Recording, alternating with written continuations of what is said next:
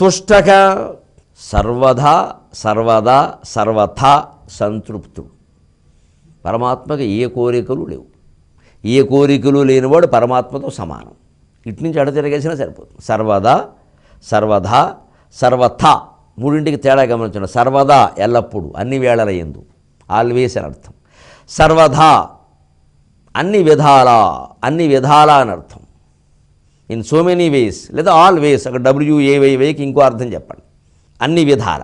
సర్వథా పొట్లో చుక్క పెట్టండి. అన్ని విషయములందు, ఇన్ ఆల్ థింగ్స్, అన్ని వేళల, అన్ని విధాల, అన్ని విషయములందు. అన్ని వేళల అనడానికి సంస్కృతంలో సర్వదా అంటారు, అన్ని విధాల అనడానికి సర్వదా అంటారు, అన్ని విషయములందు అనడానికి సర్వథా అంటారు, పొట్లో చుక్కబెట్టి.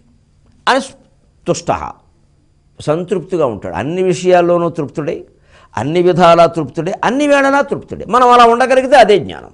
మనం కొన్ని వేళల్లో సంతోషంగా ఉంటాం, కొన్ని వేళల్లో దుఃఖంలో ఉంటాం. కొన్ని విధాలు జరిగితే కొన్ని పనులు, కొన్ని విధాల మనకు అనుకూలంగా జరిగితే, కొన్ని విధాలంటే మనకు అనుకూలంగా జరిగితే సంతోషంగా ఉంటాం, మనకు కొంచెం వ్యతిరేకంగా జరిగితే దుఃఖపడి గొడవెట్టేస్తాం. ఇంకా ఎన్ననాలో అన్నీ అంటాం అవతల వాళ్ళని. ఈ అవతల వాళ్ళు ఎవరు శాశ్వతంగా, అది ఈవేళ ఒకళ్ళు అవతల వాళ్ళు, రేపు మళ్ళీ వాళ్ళు మిత్రులు, ఇక్కడ ఉన్న వాళ్ళు అవతల వాళ్ళు. ఈ శత్రుత్వ మిత్రత్వాల రాగద్వేషాలు ఏమి శాశ్వతం కాదు. అన్ని విషయాల్లో, కొన్ని విషయాల్లో మనం సంతోషంగా ఉంటాం, కొన్ని విషయాల్లో అసంతృప్తిగా ఉంటాం. కొన్ని విషయాల్లో సంతోషంగా, ఇప్పుడు ఉద్యోగం విషయంలో సంతృప్తిగా ఉండొచ్చు, వివాహం విషయంలో సంతృప్తి లేకపోవచ్చు. వివాహం విషయంలో చాలా ఆనందంగా ఉన్న వాళ్ళకి ఏమిటో భార్యాభర్త అనుకూలంగా ఇలా కూర్చుంటే సరిపోయింది ఏమిటండి, సుఖంగా సంపాదించుకోవాలి, లక్షలు సంపాదించాలి, లేదా రేపు పొద్దున్న ఎలాగా అని బాధపడతారు. అయ్యో భార్యాభర్త ఆనందంగా ఉన్నాం కదా అనుకోరు. అలాగనే ఉద్యోగాల్లో ఆనందంగా డబ్బులు సంపాదిస్తున్న వాళ్ళు ఏమిటండి, ఇంటికి వెళితే పలకరించేవాళ్ళు లేరండి, ఒంటరి జీవితం అయిపోయిందండి అని బాధపడేవాళ్ళు ఉన్నారు. అంచేత అన్ని విధాలా సంతృప్తిగా లేకపోవడం, అన్ని విషయాల్లో సంతృప్తిగా లేకపోవడం, అన్ని వేళలా సంతృప్తిగా లేకపోవడం జీవలక్షణం. అన్ని వేళలా సంతుష్టిగా ఉండడం, అన్ని విధాలా సంతృప్తిగా ఉండడం, అన్ని విషయములందు సంతుష్టుడుగా ఉండడం దేవలక్షణం. మనం ఆ లక్షణాలు క్రమంగా అలవాటు చేసుకోవాలి. దానికి ఒక్కటే భక్తి గుణావృతే ముదమృతాపూర్ణే ప్రసన్నే మనఃకుంభే సాంబ తవాంగ్రిపల్లవయుగం సంస్థాప్య సంవిత్ఫలం.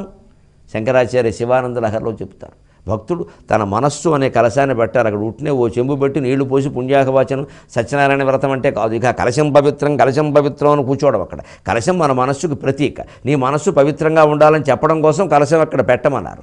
మనస్సులో ఉండే సంతోషమే కలశంలో ఉండే జలం.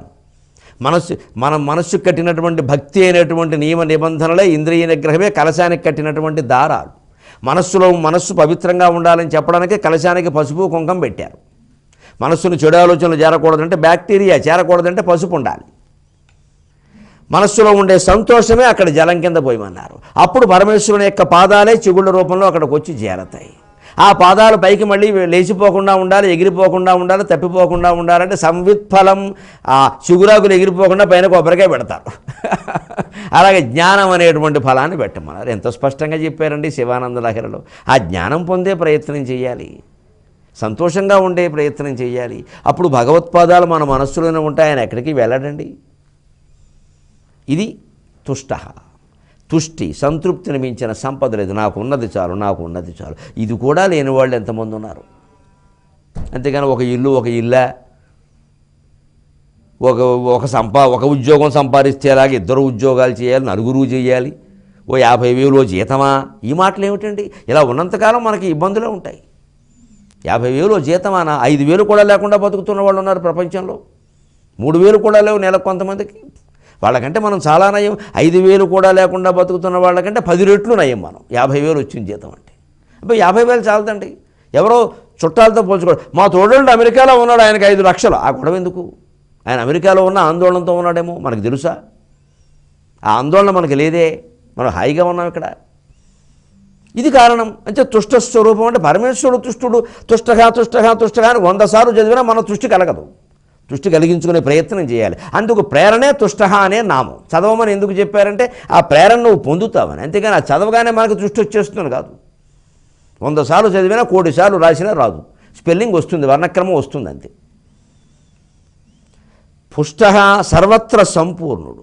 పుష్టి అంటే శారీరక పుష్టి ఒకటే కాదు, మానసిక పుష్టి. తుష్టి ఉంటే పుష్టి ఉంటుందండి. అందుకే తుష్టః పుష్టః పరమస్పష్టస్తుష్ట పుష్ట శుభేక్షణః. తుష్టి ఉంటే పుష్టి ఉంటుంది. సంతోషంగా ఉన్న వాళ్ళని, ఆనందంగా ఉండేవాళ్ళని ఎప్పుడైనా చూడండి మీరు, ఆరోగ్యంగానే కనపడతారు వాళ్ళు. ఆరోగ్యం ఉన్నంత మాత్రాన ఆనందంగా ఉంటామని చెప్పలేం, ఇతర సమస్యలు ఉంటాయి. కానీ ఆనందంగా ఉంటే ఆరోగ్యంగా ఉంటాం. అసలు ఉన్న ఏదైనా చిన్నపాటి అనారోగ్యాలు కూడా కనపడవు. అంచేత పుష్టక అంటే సర్వత్ర సంపూర్ణ, అది తుష్టక మీద ఆధారపడి ఉంది. అందుకే తుష్ట పుష్టక. ఆ పైన శుభేక్షణ అన్నీ కథేనండి. విడివిడి నామాలకు అన్నీ అల్లిన పువ్వులు శ్రీ మహావిష్ణువుకి వేసిన మాల, అల్లిన పువ్వులు ఇవన్నీ ఓ దండగా వచ్చారు. శుభేక్షణగా ఆయన ఈక్షణం, భగవంతుని యొక్క దృష్టి ఏ రకం వాళ్ళకి ఆ రకంగా అనుగ్రహాన్ని ఇస్తుంది. ఆర్తో జిజ్ఞాసు అర్ధార్థి జ్ఞానీచ భరతర్షభ, 4 రకాల వాళ్ళు ఉంటారయ్యా నా భక్తుల్లో అన్నాడు. ఆర్తుడు ఏదో కోరిక కోసం బాధలో ఉండి అరుస్తూ ఉంటాడు, వాడికి ఆయన శుభేక్షణ, ఆ బాధ తీరుస్తాడు. గజేంద్రుడే ఉదాహరణ, ద్రౌపది ఉదాహరణ. జిజ్ఞాసుకు కొంతమంది మాబోటిగాళ్ళు ఉంటారు, ఏదో తెలుసుకోవాలి, జ్ఞాతం ఇచ్చ జిజ్ఞాస. ఇంకా ఏదో కొత్త గ్రంథం ఎవరో ఈ మధ్య రాశారట తత్వశాస్త్రం, దాన్ని చదవాలి. అది ఆ జిజ్ఞాసువులకి భగవంతుడు ఆ పుస్తకాలు అందేలా చేస్తాడు విచిత్రంగా.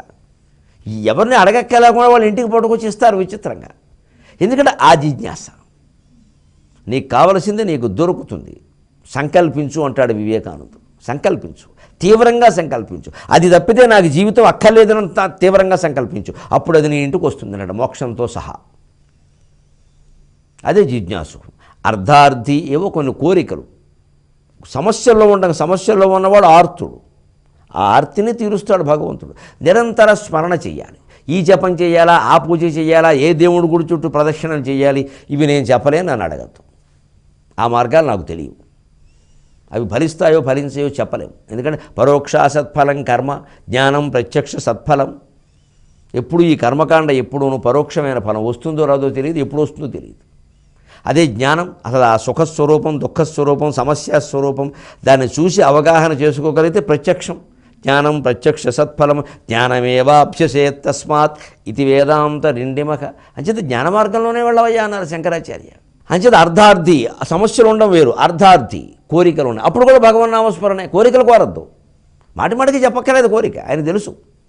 కోరిక ఉంది మనస్సులో, ఒకసారి చెప్పాను సార్, ఇక స్మరణే తీరిపోతుంది. అది తీరిపోతుంది ఖచ్చితంగా. జ్ఞానీచ, ఏ కోరికలు ఉండవు, మహత్తరమైన జ్ఞాని, ఆయన స్మరణ మానడు.